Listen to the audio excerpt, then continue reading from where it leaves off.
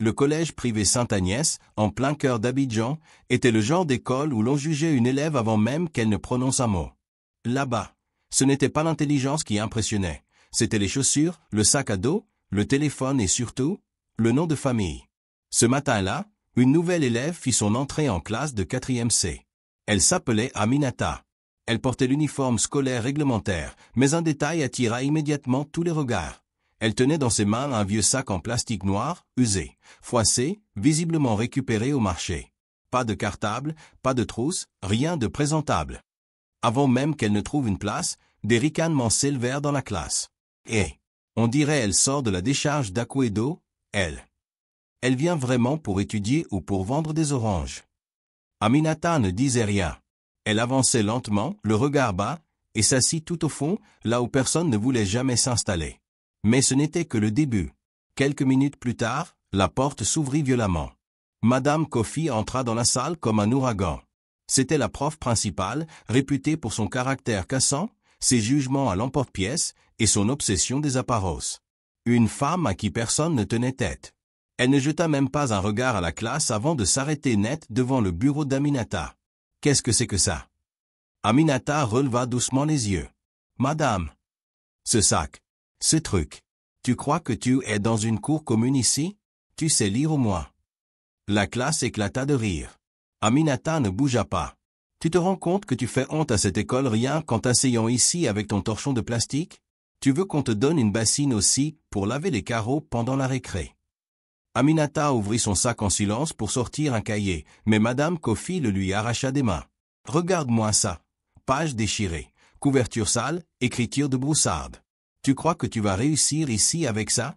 Tu n'as pas ta place parmi nous. Dehors. Le silence s'abattit dans la classe. Même les élèves les plus insolents n'osaient plus rire. Aminata, le visage fermé, se leva, replaça doucement son cahier dans le sac plastique et marcha jusqu'à la porte sans un mot. Avant de sortir, elle lança un dernier regard à la classe. Pas de colère. Pas de larmes. Juste ce regard, profond, noir et dérangeant. Comme si elle savait quelque chose que personne ici ne savait. Elle referma la porte derrière elle. Aminata ne descendit pas à la cour. Elle ne rentra pas chez elle. Elle traversa les couloirs, passa entre les surveillants sans un mot, et frappa doucement à une grande porte au fond du couloir administratif. Sur la plaque, bureau du directeur général. Entre, dit une voix grave. Elle poussa la porte. Un homme à la peau sombre, élégant, costume impeccable, releva la tête de ses dossiers. Ses traits étaient tirés par la concentration, mais se détendirent instantanément en la voyant. Aminata, qu'est-ce que tu fais ici? Tu devrais être en classe. Elle leva son sac plastique et le posa doucement sur son bureau. On m'a dit que je n'avais pas ma place ici. À cause de ça. Le directeur, un instant silencieux, fixa le sac comme s'il contenait une bombe. Puis il se leva. Lentement. Très lentement. Qui t'a dit ça? Elle ne répondit pas. Elle n'avait pas besoin.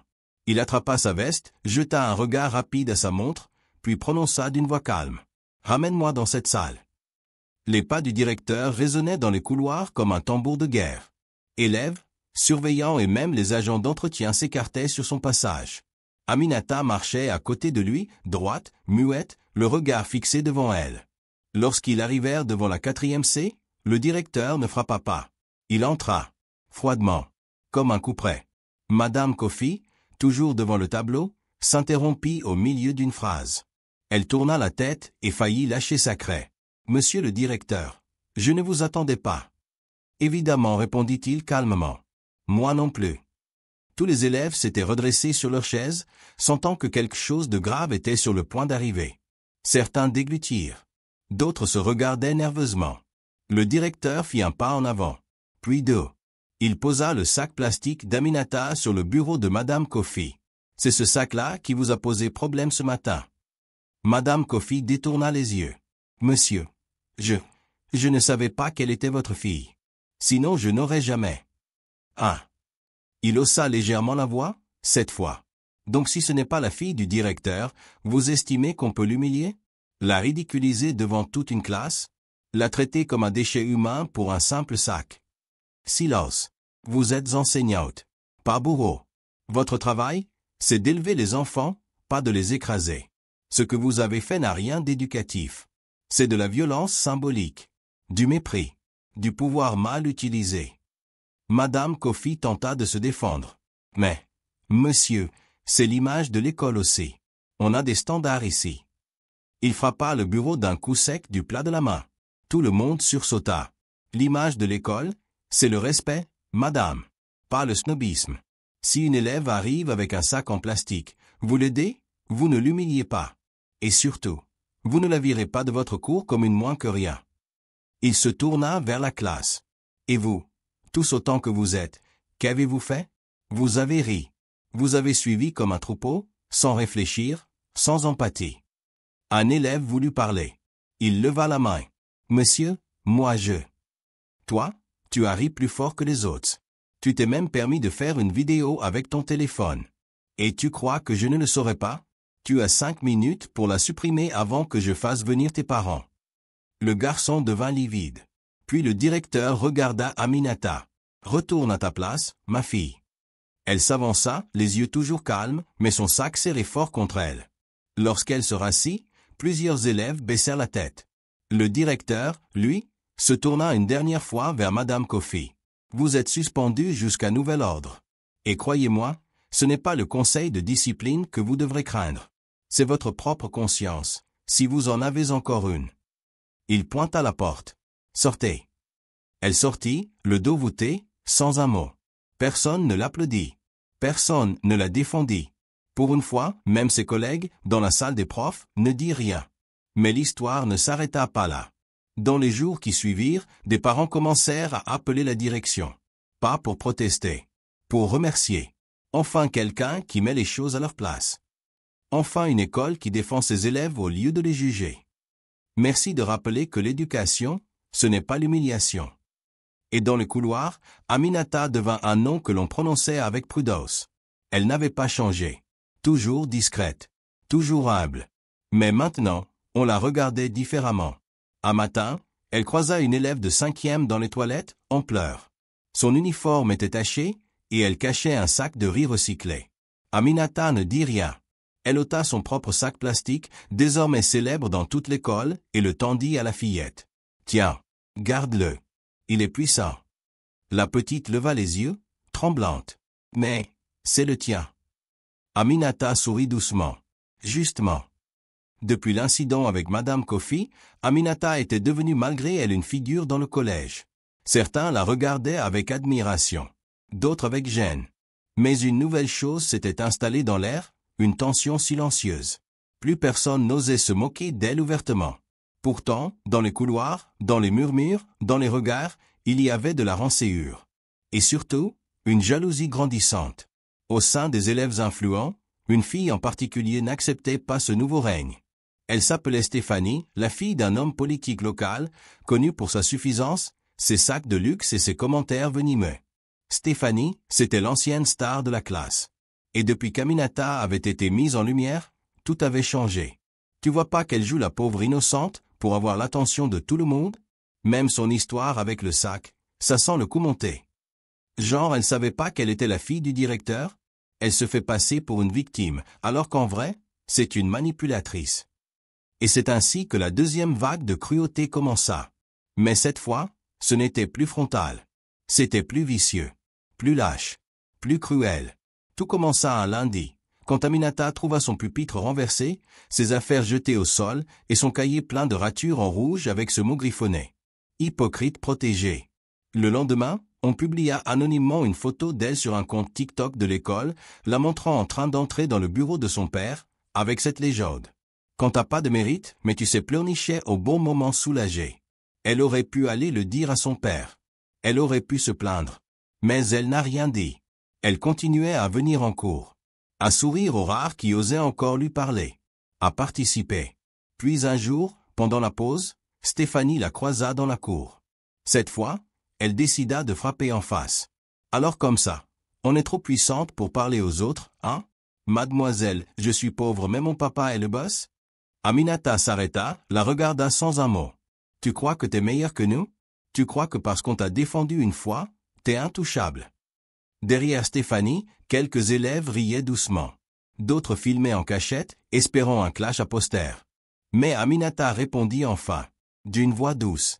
Je ne suis meilleur que personne. Mais toi, tu devrais vraiment commencer à t'en rendre compte. Ah ouais? Tu me menaces là? Non. Je t'informe. Et elle tourna le dos, calmement, laissant Stéphanie fulminer dans le vide. Mais ce jour-là, quelque chose se brisa. Aminata comprit que le problème n'était plus l'humiliation, c'était la haine de ceux qui ne supportent pas de perdre leur pouvoir. Et la haine, ça monte vite. Quelques jours plus tard, une annonce fut faite. L'école préparait un concours d'éloquence, ouvert à tous les élèves de 4e et 3e. Le thème. Le courage n'a pas de visage. C'était comme si le destin lui lançait une invitation directe. Aminata s'inscrivit. Le jour du concours, toute l'école était présente. Élèves, parents, professeurs. Le jury comprenait des enseignants et le directeur lui-même. Quand le nom d'Aminata fut appelé, un frisson parcourut la salle. Certains attendaient qu'elle échoue. D'autres espéraient qu'elle tienne bon. Elle monta sur scène, sans papier, sans discours écrit. Juste elle, et son calme. Elle prit une grande inspiration, puis parla. Quand je suis arrivé ici, tout ce que j'avais, c'était un vieux sac en plastique. Et on a cru que c'était tout ce que je valais. Silence. On m'a ri au nez. On m'a humilié. Puis on m'a mis en avant. Et ensuite, on a recommencé à me rabaisser. Mais cette fois, autrement. Ce que j'ai appris ici, ce n'est pas que les gens changent. C'est que leur manière de vous haïr s'adapte à votre réussite. Ses yeux balayèrent la salle. Mais ce que vous ne savez pas, c'est que derrière chaque s'accusé, chaque silence, chaque regard bas, il y a peut-être un être humain plus fort que vous ne l'imaginez. Elle fit une pause. Les yeux dans ceux de Stéphanie. Et parfois, ce n'est pas celui qui crie le plus fort qui gagne. C'est celui qui tient le coup, sans jamais abandonner ce qu'il est. Elle s'inclina, et sortit sous une standing ovation. Même ceux qui l'avaient méprisé se levèrent. Pas par politesse, mais parce qu'ils savaient, au fond, qu'ils venaient d'entendre quelqu'un qui ne jouait pas un rôle. Le discours d'Aminata avait laissé une empreinte dans l'esprit de tous. Pas seulement parce qu'il était bien écrit, mais parce qu'il venait de plus loin que les mots. Il venait de la douleur contenue, du silence humilié, de cette force qu'on ne reconnaît que quand elle ne crie pas. Le lendemain du concours, les résultats tombèrent. Aminata, première, avec les félicitations du jury. Son texte allait être imprimé et affiché dans toutes les salles du collège. Mais cette victoire, ce n'était pas la fin. Ce n'était que le sommet. Et quand on monte, certains font tout pour vous faire tomber. Le même jour, à la pause de midi, Aminata fut convoquée au bureau du directeur. Elle s'y rendit sans stress, pensant que c'était pour la féliciter. Mais en entrant, elle vit quelque chose d'anormal. Son père, le directeur, n'était pas seul. Assise devant lui, l'air indigné, Stéphanie. Et à côté d'elle, sa mère. Une femme influente, connue dans tout le quartier, très amie avec des gens du ministère. « Qu'est-ce qu'il se passe » demanda Aminata, confuse. Son père la fixa, le visage fermé. « Stéphanie affirme que tu l'as menacée. Elle dit que tu as dit que ta position dans l'école te permettait d'écraser n'importe qui. Que tu fais peur à tous les élèves. Et qu'elle a reçu des messages anonymes depuis ton discours. » Aminata écarquilla les yeux. C'était un piège. Un coup monté. Une vengeance. « Papa, je n'ai jamais. » Mais la mère de Stéphanie la coupa. « Méfiez-vous, monsieur le directeur. C'est facile pour une élève de manipuler les autres en jouant la victime. Si vous ne la sanctionnez pas, j'envoie une plainte au rectorat. Et croyez-moi, vous n'aurez pas que des félicitations à recevoir. » Le silence tomba. Le directeur fixa sa fille. Puis Stéphanie. Puis il se leva. Et il sourit. « Très bien. Puisqu'on parle de vérité, permettez-moi de vous en montrer une. » Il sortit son téléphone. Ouvrit un dossier. Lança une vidéo. Sur l'écran, on voyait la cour de l'école, captée par une caméra de surveillance. On y voyait Stéphanie parler à deux élèves, leur donner quelque chose. Puis, quelques minutes plus tard, on voyait l'un d'eux glisser un papier anonyme dans le casier d'un surveillant, tout en riant. Le directeur leva les yeux. Le papier en question est censé être une menace écrite par Aminata. Mais grâce aux caméras, nous savons que c'est un mensonge. Organisé. Et documenté. Il se tourna vers la mère de Stéphanie. « Je vous propose une chose, madame. Vous retirez immédiatement votre plainte, ou c'est moi qui en dépose une pour faux et usage de faux, incitation à la haine scolaire et intimidation. » Stéphanie devint blanche. Sa mère, tremblante, se leva d'un bond. Tu m'as menti? Tu m'as menti. Elle attrapa sa fille par le bras et sortit du bureau sans un mot de plus. Le directeur soupira. Je suis désolé que tu aies eu à subir ça, Aminata. Mais elle le regarda, droite, solide. Je m'y attendais. Tu veux qu'on la renvoie? Aminata réfléchit, puis répondit.